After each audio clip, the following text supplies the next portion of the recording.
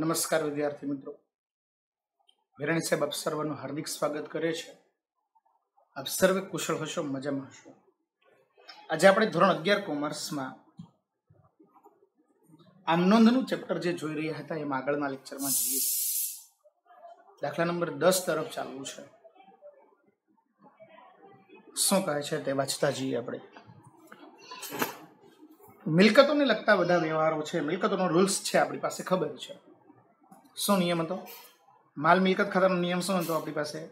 માલ કે મિલકત આવે તો ઉધાર અને જાય તો જમા. પરંતુ એક બાબત અહીંયા એ શીખવાની છે કે મિલકત ખરીદતા કોઈ પણ ખર્ચ થાય તો એ ખર્ચ જે તે મિલકતમાં ઉમેરી દેવામાં આવે છે. આપણે ઘણી વખત બાઇક લેવા માટે કે ક્યાંક ગયા હશું અથવા ક્યાંક સાંભળ્યું હશે આપણે કે બાઇકની કિંમત આપણે ક્યાંક પોસ્ટર જોયું હોય તો એની કિંમત હોય કે ભાઈ 49,999, 55,999 એવું કંઈક હોય. આપણે સપોઝ ધારી લઈએ 50,000 કિંમત છે તો આપણે ત્યાં લેવા માટે જઈએ તો 50,000માં આપણને નથી પડતી સાહેબ, કારણ કે એસેસરીઝનો ખર્ચો, આરટીઓ ચાર્જ, અલગ અલગ ટેક્સીસ, આ બધી જ વસ્તુઓને ઇન્ક્લુડ કરીએ, ઇન્સ્યોરન્સ છે, આ બધી વસ્તુને એડ કરીએ તો આપણે એમ કહીએ કે આપણને આખી બાઇક જે છે તે લીધી એ બાઇક આપણને 62,000માં પડી, 60,000માં પડી, જે હોય તે. મૂળ કિંમત કેટલી હતી વિદ્યાર્થી મિત્રો? 50,000. અને પડી કેટલામાં આપણને? 60,000માં. તો આપણે શું કહીશું? 50,000ની ગાડી હતી, 10,000નું આ બધું, એમ કહીશું. તો શું કહીએ છીએ આપણે? ઓન રોડ એટલામાં પડી, એવું કહીએ છીએ કે નથી પડતી? બસ આનું નામ શું છે સાહેબ? મિલકત ખરીદતા હોય ત્યારે જે ખર્ચ કરવામાં આવે છે તે જે તે ખર્ચ એની અંદર શું કરી દેવામાં આવે છે? ઉમેરી દેવામાં આવે છે. શું કરવામાં આવે છે? એ જે તે મિલકતમાં ઉમેરી દેવામાં આવે છે, જે મિલકત ખરીદતા હોય એમાં. જોઈએ, શ્રી લક્ષ્મણ ચંડેરાના ચોપડામાં નીચેની વ્યવહારોની નોંધ લખો. શું કહે છે? ₹20,000નું યંત્ર ચેકથી ખરીદ્યું તથા યંત્ર ગોઠવણી ખર્ચના ₹500 રોકડા ચૂકવ્યા. જો ગોઠવણી ખર્ચ આવ્યો. ચાલો, યંત્ર ખરીદી આવ્યા છે. 1 તારીખનો વ્યવહાર છે સાહેબ. યંત્ર ખરીદો એટલે યંત્ર આવે કે જાય? આવે તો ઉધાર. તો એ શું લખીશ?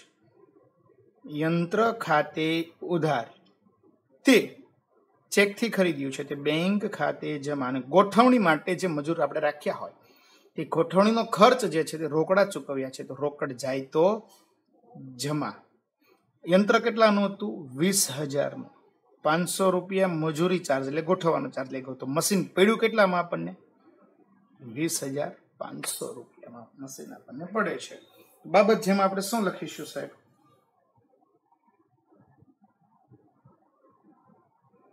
યંત્ર ચેકથી ખરીદી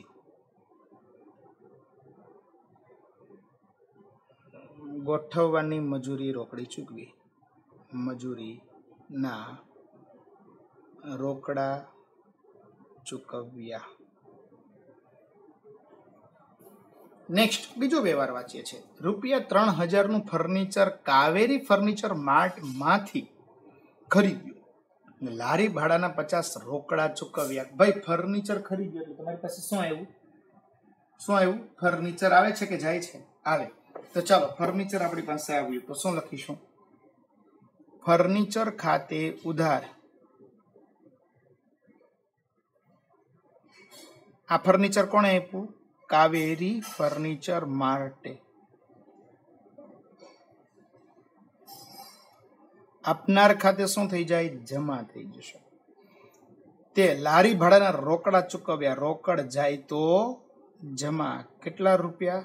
50 રૂપિયા. તો શું લખીશ? 3,050. બાબત જેમાં શું લખીશું?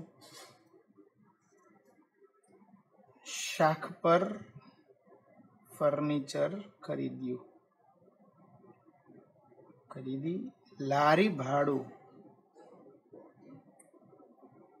રોકડું ચૂકવ્યું. તેના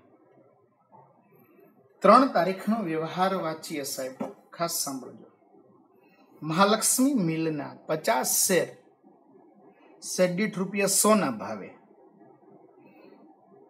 ખરીદી અને દીઠ ₹20 દલાલી સહિત નાણાં ચૂકવ્યા.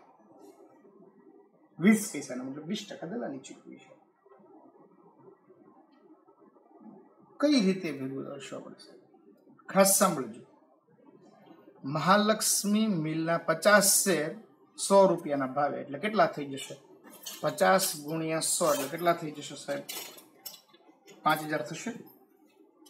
કરો 50 ગુણ્યા 100 એટલે કેટલા થઈ જવાના? 5000 રૂપિયાનું મિલકત આપણે ખરીદી આવ્યા છીએ.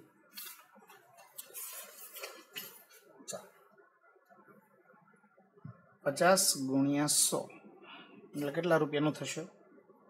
5000 રૂપિયાની મિલકત ખરીદી. શેર દીઠ 20 પૈસા, તો 50 શેર ગુણ્યા 20 પૈસા તો કેટલા થઈ જશે? 10 રૂપિયા. તો આપણે કેટલામાં ટોટલ રોકાણ કર્યું? 5000 ને 10 રૂપિયાનું આપણે શું કર્યું છે? રોકાણ કર્યું છે. જે ચાલો રોકાણ કર્યું એટલે મિલકત બની ગઈ. શેર રોકાણ ખાતે ઉધાર તે બેંક ખાતે જમા. કેટલા રૂપિયાનું રોકાણ કરી આવ્યા? 5000 ને 10 રૂપિયાનું. બાબત જેમાં શું લખવાના છે સાહેબ? આપણે મહાલક્ષ્મી મિલના શેર ખરીદ્યા.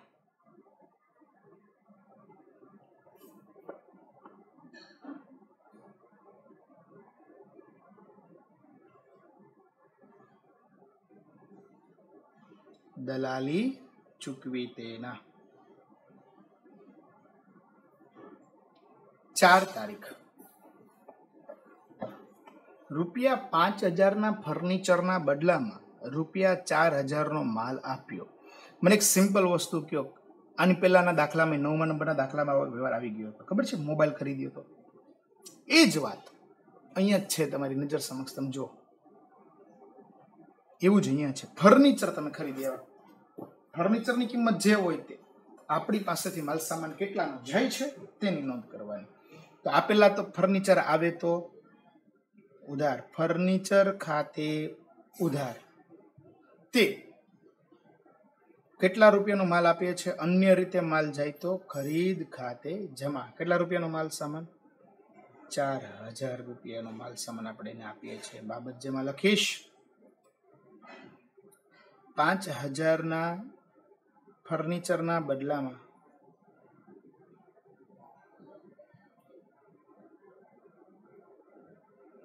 રૂપિયા 4000નો માલ આપ્યો.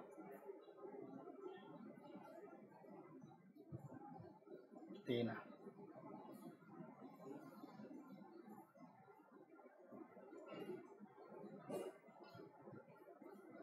ચાલો પછીનો વ્યવહાર વાંચીએ. 5 તારીખનો રૂપિયા 6000નું જૂનું યંત્ર 5000માં વેચવું. બહુ સરસ વાત છે. યંત્ર વેચવું. વેચવાથી પૈસા આવે કે જાય? પૈસા આવે, યંત્ર જાય. ચાલો પૈસા આવ્યા. 5 તારીખ રોકડ ખાતે ઉધાર. કેટલા રૂપિયા આવ્યા? 5000. ફર્નિચર જાય એટલે યંત્ર જાય તો જમા. કેટલા રૂપિયાનું યંત્ર હતું? 6000નું યંત્ર વેચી નાખ્યું, 5000 જ મળ્યા. 1000 રૂપિયા મળતા નથી. જે નથી મળતા એમની વાત અહીંયા કરવાની છે. કેટલા રૂપિયા નથી મળતા આપણને? 1000 રૂપિયા. તો નુકસાન થયું. તો લખીશ યંત્ર વેચાણના નુકસાન ખાતે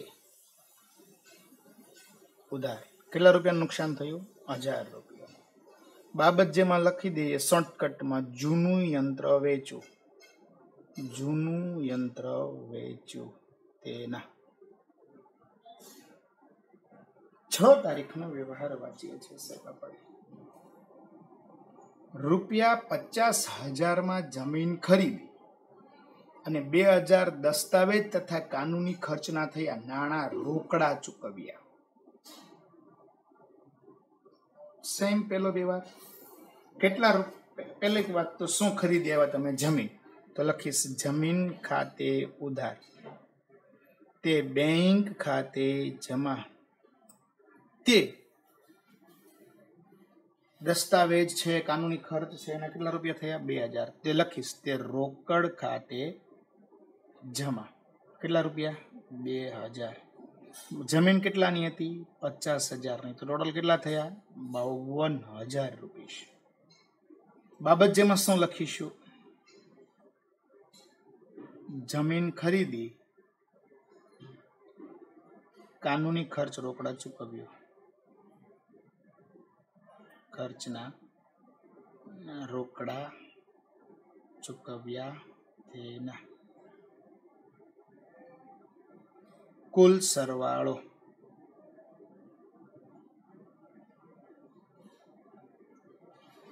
દાખલો પૂર્ણ થયો. સરવાળો કરી દઈએ. કેટલો આવે છે? 90,560. આ સાથે વિદ્યાર્થી મિત્રો અહીંયા આપણી પાસે 10મા નંબરનો દાખલો જે છે તે શું થયો? પૂર્ણ થયો. હવે આપણે વિદ્યાર્થી મિત્રો જોઈએ 11 નંબરનો દાખલો શું કહે છે તે વાંચતા જઈએ. નીચે આપેલા 11 નંબરના દાખલા ઉપજ ખર્ચ ખાતાનો વ્યવહારમાં છે. દાખલો રૂલ્સ શું કહે છે? ઉપજ ખર્ચ ખાતાનો નિયમ, ખર્ચ કે નુકસાન ખાતે શું કરો? ઉધાર કરો. આવક કે ઉપજ ખાતે શું કરો? જમા કરો. ખર્ચ કે નુકસાન ખાતે શું કરવાનું છે? ઉધાર કરવાનું છે. અને આવક કે નફા ખાતે શું કરવાનું છે? જમા કરવાનું છે. શરૂ કરીએ છીએ. નીચે આપેલા મે 2014ના વ્યવહારો શશાંકના ચોપડે આમ નોંધમાં નોંધો. ચાલો 11 નંબરનો દાખલો કોનું છે? શ્રી શશાંકના ચોપડે આમ નોંધ થશે ને? એવું શ્રી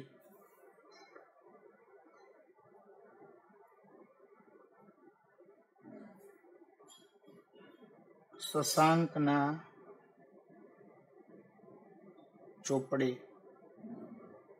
આમ નોંધ. તારીખ, વિગત, ખાપા, ઉધાર રૂપિયા, જમા રૂપિયા. પેલી કઈ છે? 2014 મે 1. ચાલો પેલી તારીખનો વ્યવહાર છે, વાંચું છું.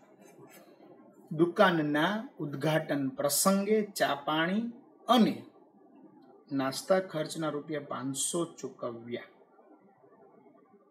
શું કહે છે? દુકાનના ઉદ્ઘાટન પ્રસંગે ચા પાણી અને નાસ્તા ખર્ચના કેટલા ચૂકવ્યા? ₹500. અને પરચુરણ ખર્ચ કહેવાશે. કેવો ખર્ચ કઈ કર્યો છે આપણે? પરચુરણ ખર્ચ. તો અહીંયા લખવું પડશે આપણે. પરચુરણ ખર્ચ ખાતે ઉધાર તે રોકડ ખાતે જમા. કેટલા રૂપિયા છે? ₹500. બાબત જેમાં શું કરીશું? ઉદ્ઘાટન ખર્ચના ચૂકવ્યા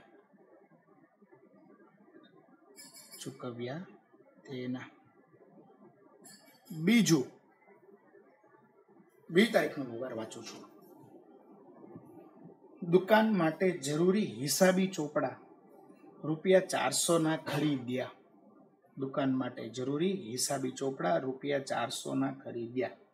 ચાલો સ્ટેશનરી ખર્ચ ખાતે. કોની ખાતે છે આ ખર્ચો? સ્ટેશનરી ખર્ચનો ખર્ચો થયો છે સાહેબ, તો એ લખવું પડશે. તો લખીશું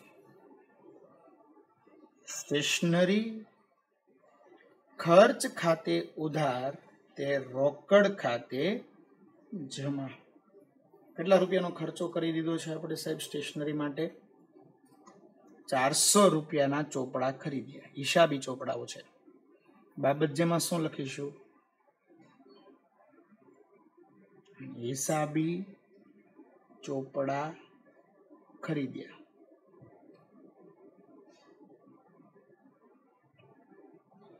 ત્રણ તારીખનો વ્યવહાર વાંચું છું વિદ્યાર્થી મિત્રો. મજૂરીના ₹200 અને લારી ભાડાના ₹100 રોકડા ચૂકવ્યા. બે ખર્ચો છે ને, મજૂરી અને. તો લખીશું મજૂરી ખર્ચ ખાતે ઉધાર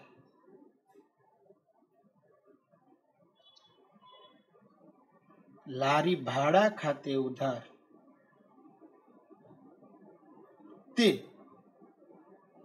ચૂકવ્યા છે એટલે રોકડ ખાતે જમા. ₹200 મજૂરીનો ખર્ચ થયો, ₹100 લારી ભાડું થયું, ટોટલ થયા 300. બાબત જેમાં શું લખીશું? મજૂરી અને લારી ભાડાના ચૂકવ્યા તેના. પછીનો વ્યવહાર વાંચીએ છીએ સાહેબ આપણે. શું કહે છે? 5 તારીખનો વ્યવહાર. દુકાન ભાડાના ₹500 અને ઘર ભાડાના ₹300 ચૂકવ્યા. ઘર ભાડું એટલે શું બની જશે આપણા માટે? ઉપાડ બની જશે. શું બની જશે? ઉપાડ બની જશે. તો ચાલો લખી દઈએ આપણે. દુકાન ભાડાના એટલે કે દુકાન ભાડા ખાતે ઉધાર. ઘર ભાડાને આપણે શું કહેશું?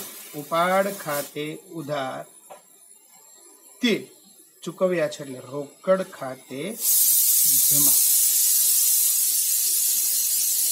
દુકાન ભાડું કેટલું છે? ₹500. ઉપાડ કેટલો છે? ₹300. ટોટલ કેટલા થઈ જશે? ₹800. બાબત જેમાં શું લખવાના છીએ આપણે? દુકાન ભાડું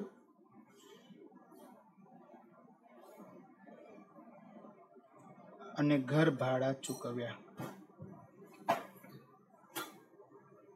તેના. નેક્સ્ટ ચાલીએ સાહેબ. પછીનો વ્યવહાર શું કરે છે? કમિશનના ₹100 મળ્યા.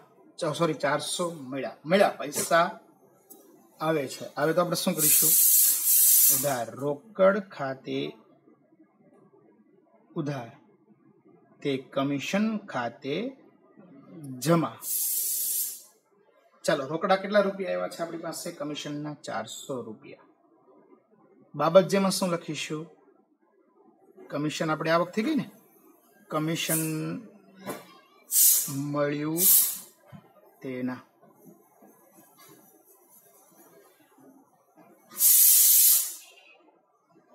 નેક્સ્ટ આગળના વ્યવહારમાં જઈએ. શું કરે છે? દલાલીના ₹800 ચેક મળ્યો. ચાલો, ચેક મળ્યો છે આપણને. આપણી પાસે બેંકમાં પૈસા આવશે. ક્યાં આવશે? બેંક ખાતે ઉધાર. પૈસા શેના મળ્યા છે? દલાલીના. તો દલાલી આપણી આવક થઈ ગઈ. તે દલાલી ખાતે જમા. કેટલા રૂપિયા મળ્યા છે? ₹800. બાબત જેમાં આપણે શું લખવાના છે? દલાલીનો ચેક મળ્યો.